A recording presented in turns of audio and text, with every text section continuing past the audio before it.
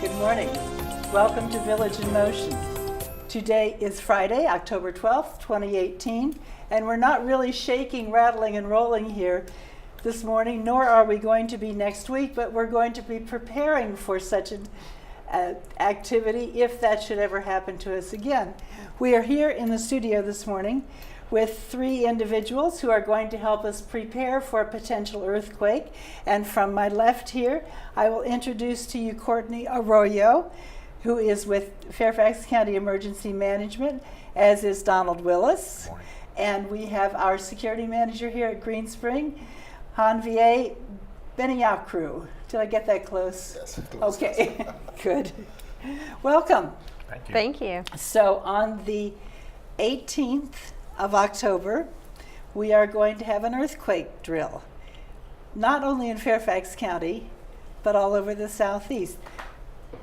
Donald, would you like to tell us about that a little bit? Sure. This is the Great Southeast Shakeout. We conduct it every year at pretty much the same time, which is the 18th of October at precisely 10:18 hours. From lessons learned from many years ago with a 5.8 magnitude earthquake that we had, there were a lot of lessons learned from that earthquake, which gave us the need to be aware of what we would do, how would we prepare, and what to do after an earthquake happens. So that's going to be occurring all over the southeast. So we at Green Spring are going to take part in drilling for this. I think that all of us, all of our lives, know what to do in case of a fire. We're ready for that. But if you're like me, when we had the earthquake a few years ago, I was the fire safety officer in my office. There we were in Crystal City, surrounded by high-rise buildings shaking. About 60 adults in our office. None of us had a clue what to do. But all we knew to do, okay, we were a few blocks from the Pentagon, and all we need to do, if it's an emergency, well, I guess you just walk out of the building, as did the entire neighborhood. And there we were standing outside looking up going, this probably wasn't one of our better ideas. But we didn't know what to do. And with this exercise, we're going to learn what to do. Scenario was very close to exactly what was occurring in Fairfax County. I was actually right across the street from my current office, which is off of West Ox Road. Courtney and I were talking about this morning as to it occurred, and several things leading up to that, a little bit of shaking, and then what I thought was is something wrong with myself at the time. I thought I was getting dizzy, but it wasn't dizziness. I was giving a presentation to the Public Safety Secretary of the Commonwealth, along with all of our regional partners, talking about evacuation. The quake occurs. We had one person in the room that actually knew it was an earthquake. Recognized what it was. And luckily we had him on our team, and he was from Fairfax's Task Force 1, which is a urban search and rescue team, which he had deployed to numerous earthquakes all over the world, the aftermath of those earthquakes. So he's very well trained on that. So he had some idea. Correct. We had most of our folks that were in the room when it happened did the same thing, just started exiting the building. We're trying to slow them down. It's not the best thing to do. Back in the day, it was stand between a door frame or find something sturdy. That's no longer the case. The easiest thing to remember is, for the drill, is wherever you're at, you stop, you drop, you cover, and you hold on. It doesn't matter where you are. Stopping and dropping is the most important part, because you don't want to get knocked over by the earthquake, which would cause other injuries. That's true. Yeah. Courtney, you have some information to tell us. And do you want to show the video now, or do you want to tell us a little more about, I know that you have a list of 4 things that we use to be prepared for an earthquake.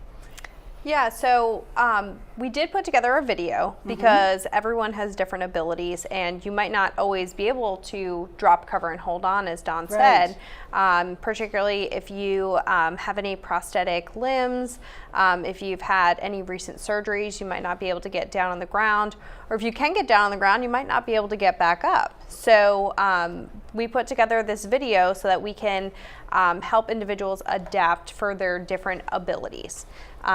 So yeah, I think we should. So the first rule is, wherever you are, stay there. Yes, don't go outside. Okay. Yeah. So let's look at the video if we may, please. Earthquake can happen in any place at any time, including here in Northern Virginia. In August of 2011, there was a 5.8 magnitude earthquake that was felt across the region. So, do you know what to do in case an earthquake happens? Let's talk about some steps that your family can take before any emergency happens. Develop a family plan and put together an emergency kit. Build a personal support team to check on you in case you need assistance. Create safe spaces by securing heavy furniture and other items that could fall, injure you, or block your way out. So now, imagine you feel the ground shaking and you think an earthquake might be happening. What do you do? If you can, drop, cover, and hold on. Drop to your hands and knees and cover your head and neck with your arms. If you are near steady furniture, hold on until the shaking stops. If you are in a bed or a recliner, stay there and cover your head and neck with a pillow or your arms until the shaking stops. If you are in a wheelchair or if you use a walker, lock your wheels, bend over, and get as low as possible and cover your head and neck until the shaking stops. If you use a cane, drop, cover, and hold on if you can. If you can't get on the ground, sit on a bed or chair and cover your head and neck until the shaking stops. If you have an infant, pick up the baby in your arms and hold the child against your chest and carry them as you drop, cover, and hold on. If you have an older child, the adult can still provide protection by crouching over and surrounding the child with their body or using their arm to pull the child up next to the adult, holding them in place. If you are pregnant, try to get down on the ground if you can. If you can't, sit on a chair and cover your head and neck with your hands while you bend over, protecting your stomach as much as possible. What happens if you're not at home? If you're inside, stay there until the shaking stops. Do not run outside. There may be falling debris. If you are in a high-rise building, you can expect the fire alarms or sprinklers to go off. Remember, like other emergencies, do not use the elevator. If you're in a vehicle, stop in an open area if you can. So what's next? Practice your plans. You can hold drills at home, work, and in your community. Make sure to sign up for Fairfax alerts so you can get emergency information in a timely manner. You can go to fairfaxcounty.gov/alerts. If you have additional questions, visit the Fairfax County Office of Emergency Management's website at fairfaxcounty.gov/emergency/readyfairfax. Okay, that's a great video. Ben is going to be talking to us about our plan here in just a moment, but let's stop and talk for a moment about this emergency kit. What might that include? So every emergency kit should include a 3-day supply of food and water, but just like for any drill, you want to make sure that you are tailoring your kit to yourself. So for example, if you take any medication, making sure that you have at least a week's worth of medication in your emergency bag. If you use any assistive technology, making sure that you know what model it is and you have backup batteries to be able to use that kind of stuff. Anything that you would really need in a couple days if the power went out and you had to survive on your own, what would that be? And one of the things that we suggest is putting together an emergency go kit. So we want to have a bag that's kind of ready to go. We want it at the front door to grab it on the way out. And for example, if your building is on fire, you might not be able to go home again. So what would that include? And these are kits that we have talked about at Green Spring for a long time. For someone who is and Ben is over here saying, yes, that's right. We have talked about this with our residents in terms of if you need to be taken to the hospital, to have a kit like this ready to be able to walk out the door. Right. We also have something called a file of life that we recommend that our residents have attached to the door or to the refrigerator. That could also be grabbed in a hurry. Yeah, and we do suggest that you put important documents together. That includes the file of life. There's a portion in the file of life that you can actually put in your wallet. but also making sure that you have in there what doctors you have. Yes. If you have a wheelchair or a walker or a motorized scooter, knowing what models they are. During a disaster, for example, we had a really big fire in Centerville that had a lot of individuals that had access and functional needs. And one of the things that we were missing, which really delayed the process of replacing items, was knowing what type of medication you have, what assistive technology you use, the model numbers, what year it was from, who you got it from. So those things are really helpful during an emergency for the county to be able to expedite that process in replacing those items. And one thing I might want to add in terms and the term that you used with a family communications plan, you might want to be really sure that you have telephone numbers of family members. Yeah. And I remember when we did this the last time, of course, I worked in a very secure office into which we were not allowed to take our telephones. Exactly. And in this fire, in our fire drill, nobody stopped to unlock the lockers that had our individual telephones in it. So here were 60 people, 12 floors down, with no telephones and not allowed to get back into the building to get them. Yeah, and that's also very interesting. And no knowledge of the telephone numbers they needed to call. We're in a day and age now where we don't really need to know people's telephone numbers, but you should have it in your wallet, or at least on you. The other thing is, if you do have your cell phone, you might not be able to use the telephone lines because they might be jammed, but you might be able to get a text message out. Or if you use social media, you might be able to use Facebook or even Twitter to let your family know that you are okay.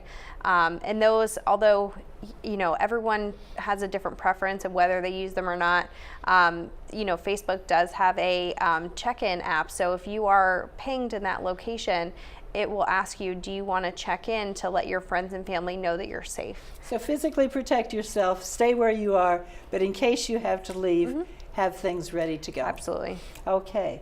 And another thing that you had on your list there was securing furniture and other heavy items in your apartment. Yeah. So think back to, when you had little kids, and we used to, say make sure your furniture is bolted to the wall so that they can't climb up on it and topple over. Well, it's kind of like the same thing. So if you have pictures or ornaments that are on a shelf, just taking some of that double-sided tape or even I use something called museum putty. Yes, exactly. Which is kind of like clay, but you can put it under a heavy object. Yeah, and it'll help hold it enough. Yeah, because if you're sitting there, especially if you're sitting next to a large object. If you had something like this that was going to fall, which it could. Yeah, it could hit you right in the head. Enough. Yeah, and at least or at least maybe it just falls over instead of falling off the shelf. Yes. So. Yeah, absolutely. That's a great tool. You can also mount your TVs to whatever furniture it's on, and they sell little straps that are only a couple dollars. And excellent point. It's an easy fix. So let's move on to what's going to happen on the 18th. I'm going to turn this over now to Don and Ben. What's going to happen here at Green Spring on the 18th? So on the 18th, 10:18 in the morning, we're going to be doing that drill. So there's been a lot of questions about who can participate in the drill. So we here at Green Spring, we residents and staff members. And staff can participate in the drill. You can stay in your apartment. You can be in the lobby. You can be in your work, in your office, wherever you are. You can participate in the drills. As Shirley and Don said earlier, as long as you're able to practice some of those steps that were shown in a video earlier, everybody can participate in the drill. We also have a sign-up sheet at each front desk. So if I would like to participate in the drill, I go to the front desk. Sign up. Yes. Sign up. Yes. The intent of the sign-up sheet is to be able also to follow up and see, hey, what do we do good? What are the opportunities, the learnings, and for the next time, because we have a great partnership with them, and we're planning to have more drills for Green Spring. So we want to also make sure that we do it the right way next time. So it's a great opportunity for us to do that. The other part of the drill is on that day at 10:17, there's going to be an alert system from Channel 6. Okay. Alerting all the participants to get ready for the drill. So there's going to be every 15 seconds an announcement from Channel 6. So on the 18th of October, yes, on Channel 6, Six, starting at 10:18. At 10:17, 1 minute before. 1 minute before. There's going to be at 10:17 on the 18th of yeah. October. Yes. There will be No. the programming will be stopped, and someone will come on Channel 6 Yes. and say, "This is a drill." The drill will start. Get ready for the drill and provide all the different steps that were mentioned in the video. Okay. So at 10:18 exactly, this is when the drill starts. You start practicing, and again, Channel 6 is going to guide all the participants about what to do based on their status, whether they have mobility issue or whatever they use a cane or stuff like this. So if at that moment I happen to be in the lobby and I'm signed up for it, I Yes. should sit down and cover my head, Exactly. and even though other people aren't participating and I might look a Yes. little weird, that's what I should do. Yes, yes, yes. Okay. Participate, yes. So the other question was, if I'm working in the kitchen, for instance, I don't have access to Channel 6. What do I do if I would like to participate? Yes. I think the other thing we can do is to set up an alarm in your work area, so everybody knows that once it's 10:18 on that October 18th. Will there be some alarms going off that No, day? we don't want to engage the fire alarm because then people will think it's a fire. Yes. So we don't want to engage the fire alarm into that process. So yes. But there may be some people going around announcing. Exactly. The Fairfax County Emergency Management personnel, especially Don and Courtney, they're going to be here. I think they're planning also to have the fire department next door, Station 22, to be here. Okay. There's going to be our security personnel also in the lobby and most of those common So areas. we may see some people on campus Yes, that day. Yes. And so To we'll assist. understand why they're Yes. here. Yes. Okay. Yes. Now, if I sign up for it, will somebody be following up with me later? This is part of what, yes, that's the intent of the sign up. So we're going to follow up and see how did that go? Did that help? Like you said earlier, when it happened a few years ago, no one knew what to do. Right. So we want to see, is that really helpful? Is that something we want to do next year on October 18? Right. So yes. It's like anything else. Do we know what to do when it happens? Yes. Yes. Because what you hear, I was talking to some employees, what they were saying, and I think Courtney covered that. They say, you know what, let me run outside because at least the sky will not fall on me. But you have buildings outside. Right. So you never know. Well, And it- trees. And trees, yes, exactly. I didn't realize until, well, actually I read it online last night, but then you said it again, that old-fashioned mythbuster kind of thing about, well, stand under a doorway, but that's no longer the case. Now, That was kind of a myth at some time. Exactly. For other emergencies or other things that happen, like a tornado, that may be the case. That may be the strongest place you can find. But for the research that's gone into earthquakes, even if you're outside in a courtyard, you want to be able to get away from objects. Anything that could fall. Absolutely. Stay away from power lines, if you can, and at that point, you do the same thing. You would drop and cover and hold on until the shaking stops.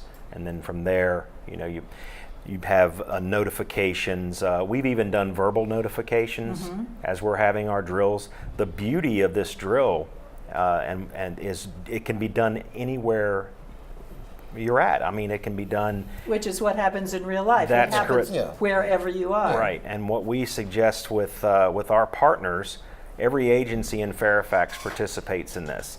There used to be a registration portal with Shakeout.org, which still is, which folks go on and register their businesses, their schools.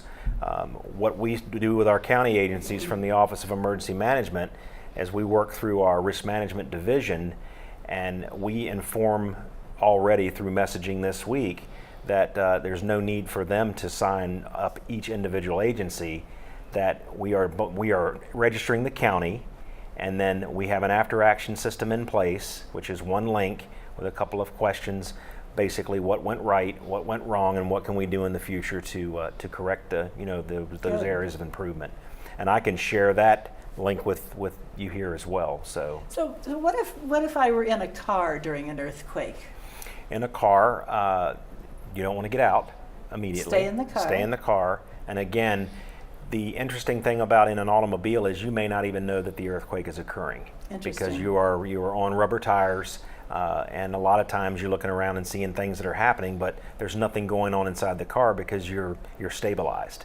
And again, it's the same thing in your vehicle. You would want to stop, but stay away from any type of structure, especially underpasses. And again, going back to that explanation of different hazards, most people see a tornado, they want to seek cover under an Yes. underpass. In an earthquake, you want to stay as far away from an underpass as possible due to structural collapse and things like that, and stay away from large structures, buildings. Try to pull over in a safe place in an open area and stand fast until the shaking stops. That makes sense. Yeah. And that would be in an earthquake also. I was thinking of places here in Green Spring, like our bridge. Yes. That would be a place, either Yes. of our bridges. Absolutely. Places that we would not want to be near, Yes. either on the bridge or under the bridge. Absolutely. And I think there is another good point, which is we need to be familiar with the campus. You know, where do we have bridges? Where we don't have? So some of the different area. If you live in a building, you want to be familiar with all the different exits, the different areas. So in case of emergency, if there's a need to evacuate that building, for instance, you know that there's an exit next door right there. You know, so you need to be really familiar with your surroundings. Very important. Yes. Yeah, so. Right, where's the safest place to Yes, be? yes, Right. yeah. Let's watch that video one more time. I know I watched it several times before we came here today, and I think it's good for us to be reminded of what to do. If we could roll the video again. There was a 5.8 magnitude earthquake that was felt across the region. So, do you know what to do in case an earthquake happens? Let's talk about some steps that your family can take before any emergency happens. Develop a family plan and put together an emergency kit. Build a personal support team to check on you in case you need assistance. Create safe spaces by securing heavy furniture and other items that could fall, injure you, or block your way out. So now, imagine you feel the ground shaking and you think an earthquake might be happening. What do you do? If you can, drop, cover, and hold on. Drop to your hands and knees and cover your head and neck with your arms. If you are near steady furniture, hold on until the shaking stops. If you are in a bed or a recliner, stay there and cover your head and neck with a pillow or your arms until the shaking stops. If you are in a wheelchair or if you use a walker, lock your wheels, bend over, and get as low as possible and cover your head and neck until the shaking stops. If you use a cane, drop, cover, and hold on if you can. If you can't get on the ground, sit on a bed or chair and cover your head and neck until the shaking stops. If you have an infant, pick up the baby in your arms and hold the child against your chest and carry them as you drop, cover, and hold on. If you have an older child, the adult can still provide protection by crouching over and surrounding the child with their body, or using their arm to pull the child up next to the adult, holding them in place. If you are pregnant, try to get down on the ground if you can. If you can't, sit on a chair and cover your head and neck with your hands while you bend over, protecting your stomach as much as possible. What happens if you're not at home? If you're inside, stay there until the shaking stops. Do not run outside. There may be falling debris. If you are in a high-rise building, you can expect the fire alarms or sprinklers to go off. Remember, like other emergencies, do not use the elevator. If you're in a vehicle, stop in an open area if you can. So what's next? Practice your plans. You can hold drills at home, work, and in your community. Make sure to sign up for Fairfax alerts so you can get emergency information in a timely manner. You can go to fairfaxcounty.gov/alerts. If you have additional questions, visit the Fairfax County Office of Emergency Management's website at fairfaxcounty.gov/emergency/readyfairfax. So, Ben, let's Yes. review what happens next week on the 18th of October. If residents would like to sign up to take part in this exercise, they can go to any front desk and ask for a registration form. The sign-up sheet is right there on the counter. You Okay. can just sign up to participate in the drill. And no one will contact them beforehand. No, but if they do have any question before that, they can feel free. We have an email address for the Security GSV leadership with my name on it, my extension. But if Okay. you have any question, yes, I'm willing Good. to answer that. But again, I would like to invite all residents as well as employees to participate massively into that drill. And have Channel 6 turned on Yes. on the Yes. 18th? Channel 6-1. Yes. They won't be feeling an earthquake. No, they won't be feeling an earthquake. No, That's not part of the drill. No, that's not part of the drill. No, Right. No, but it's just a practice exercise, and I think that's beneficial for all of us. And be prepared that we will see additional personnel on Yes. campus. Your personnel will be out Security is and going to about. be here, very visible. We're also going to have Courtney and Dawn from the Fairfax County Emergency Management Office. There'll be some fire department Fire trucks on department campus. people. So if we Yes, see people around, yes, that's what's going yes, on. yes. Right. And they're going to be also guiding some people, some who need assistance, in practicing. So Good. yeah. Well, this will be interesting. And we will be participating as well. Absolutely. Terrific. So this is something that our office participates in. So we will be right there. We're glad to right have along. the support. Wherever Yeah. you are. That's terrific. Now, this is happening all over the southeast. Is that Absolutely. correct? Yes. Just all over this earthquake zone on the East Coast. That's Yes, terrific. Good. Any final thoughts? No, just make sure that you know what to do. Another I know a lot more than I knew before. I'm sure yeah, of that. I'm sure and that's the purpose of this video is so that people can adapt and their different abilities, they can still protect themselves. So just making sure we drop, cover, and hold on because we want to protect our head and our neck and our vital organs. But if you can't get on the ground, you can still protect yourself, and that's the most important thing. Right. So, and even when you're putting together your emergency kit, one of the things that we think about during an earthquake, because typically, things will fall, and if residents if they carry a little purse or have anything with them on a regular basis, throw a whistle in there. And there's a good idea. it's a great tool to be able to use. So if you're stuck under something during an earthquake and you have a whistle, Let somebody know you're there. yeah, that will give the first responders a signal that you're there. Good so, idea. Especially, if you might not be able to communicate or talk. I was speaking with a resident the other day who has Parkinson's, and he said, I might not be able to talk right away. If I'm in shock, it might just not connect and come out. That's right. And I said, well, do you carry a whistle? And he was like, no. I said, well, you might want to consider Excellent carrying a idea. whistle because you might be able to blow into the whistle and signal that you're there, even though you might not be able to yell or talk. Good idea.